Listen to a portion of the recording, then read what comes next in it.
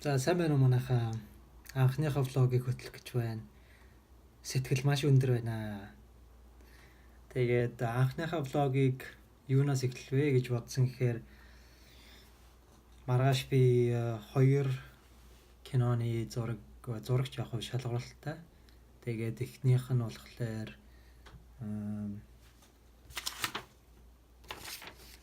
энэ дээр надад нэг кодс бэлдэх юм өгсөн. Тэгээд энэ дээр юу би Mitch гэдэг залуугийн дүрд одоо бэлдэж байна. Тэгээд Mitch маань болохоор гэр оронгүй.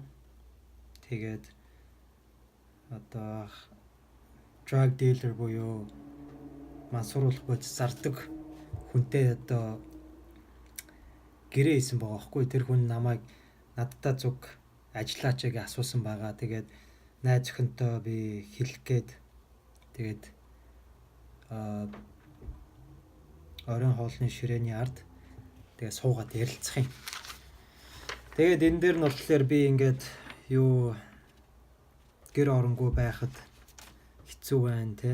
Тэгээд гудамжинд амьдарч ирснээс би хар тамхич бай, зараад ч бай. Би сайхан амьдрмаар байна гэж найз охинтойгоо маргалдах тийм ганцхан хуудас юм байна. Тэгээд тийм хизээж цаасыг битгий ганцхан ингэж хувлаад тэгээ хайж байгаарай заяа. Яа тэгвэл ард нь дахиад нэг хоосон цаас байгаа учраас тэгээ цаасыг дандаа ахин хэргэлдэг. За нэг юм. Хоёрт шалгуулалт цүнэн надад 3 хуудас юм өгсөн. Энэ нь болохоор Roy гэдэг залуу хүнд тоглож байгаа. Энэ нь болохоор Chinese American буюу Америк төрж өссөн хятад залуугийн тухай. Тэгээд яаж нэ гэхээр эмээ нөгөө нэг Alzheimer гэдэг нөгөө нэг мартдаг өвчтөй болсон. Ой санамж алддаг өвчнөй. Тэгээд эмээ аав одоо миний аав намайг одоо цагаансаар болж байна те. Чи очоод эмээгээ хараад ирээ. Би юмд явчаад ирээ гэж хэлээд явж байгаа. Тэгээд би эмээгээ харах гэж үлдэн. Тэгээ Америкт өссөн ер нь Азууд болохоор ер нь Америк гэдэг орн чинь өөрөө жоохон юу гэдэг вэ юу? Гэр бүлтэйгээ нэг тийм дотн биш улсууд байдیں۔ Монголыг бодоход хамаатан садантайгаа бас нэг тийм дотн биш. Тэгээд ганц уулздаг баяр нь бол одоо Thanksgiving буюу талархлын өдрөөр бөөнөрөө нэг жилдээ нэг уулзах ч юм уу, Christmas-аар бөөнөрөө жилдээ нэг уулзах ч юм уу, тиймэрхүү байдаг. Тэгээд миний тоглож байгаа дүр Roy болохоор тиймэрхүү залуу байгаа байхгүй. Тэгээд зөвхөн хятадын нөгөө нэг хятад жоох цагаан сараар дөнгөж ирээд тэгээд эмээгээ харах гэж ирж байгаа. Тэгсэн чинь аав нь явхдаа хөрөгч нь бууз байгаа шүү чи эмээдээ чанаад өгөөрэй гэж явсан. Тэгээд би эмээдээ чанаж өгөөд тэгээд идүүл гэсэн чинь манай эмээ яаж иддгээ мартцсан. Тэгээд хөрхи эмээгээ хоолох гэж жагаад нөгөө нэг эмээ маань яаж иддгээ мартцсан. Тэгсэн чинь нөгөө эмээ чи энэ юун хоолын чи намайг хорлох гэж чинь энэ хортой бууз өгч чи намайг алах гэж чинь би чамайг дайнд хэлэн дайн гэдэг нь болохоор одоо миний аав гэлж байгаа байхгүй. Дайнд би чамайг хэлэн чамайг алах гэсэн чи өөрөө хин юм ингээд нөгөө эмээ мартцсан соо жоохон гооны оюун ухаан гарч ордог болсон болохоор тийм яриад тэгсэн нөгөө нэг Roy буюу миний уурыг хүргээд би тэгээд эмээ рүүгээ уурлж хашгичж та тиймэрхүү дүр үзүүлэх юм аа. Нэг иймэрхүү. Тэгээд Mitch буюу нөгөө нэг homeless залуугийн дүр тоглох дүрд нь болохоор цаанаас нь намайг одоо нэг спортлогч юм уу, тийм нэг биеийн тамирын хувцастай ч юм уу нэг тэгэж хувцлаарай гэсэн багхгүй юу. Тэгээд би маргааш юу барьж очих гэж байна вэ гэхлээр байна шүү дээ тий. Энэ зургийг би угаасаа анх энэ дүрд өөрийгөө бүртгүүлэхдээ энэ зургийг бүртгүүлсэн. Тэгээ энийгээ барьж очино. Ард нь миний хийсэн юмнууд, резюменууд байгаа.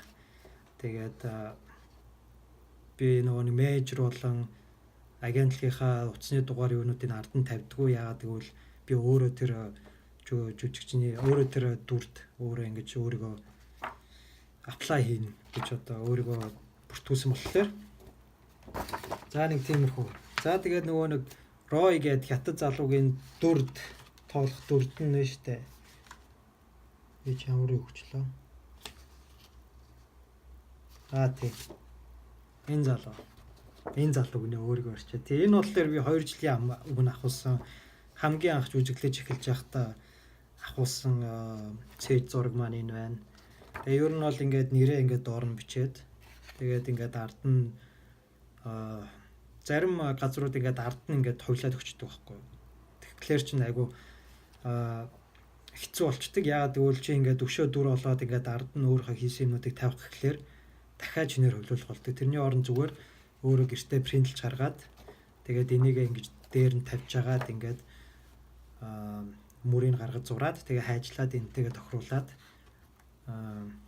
тэгэл үдээсний машинаар ингээд үдчихвэл тэгээд хамаагүй дээр. За нэг иймэрхүү л байна да. Тэгээд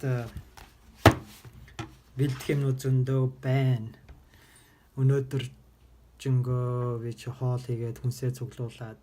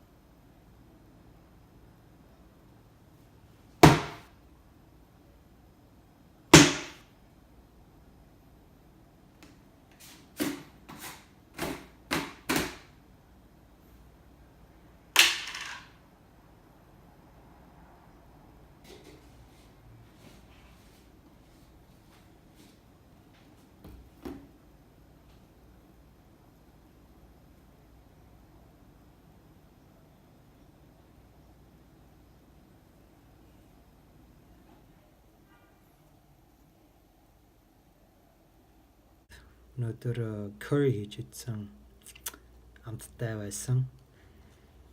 Нэг тиймэрхүү л анда. За анхны блог маань ийм тэгээд маргааш та бүхэндээ юу болсноо ярий. За баяртай.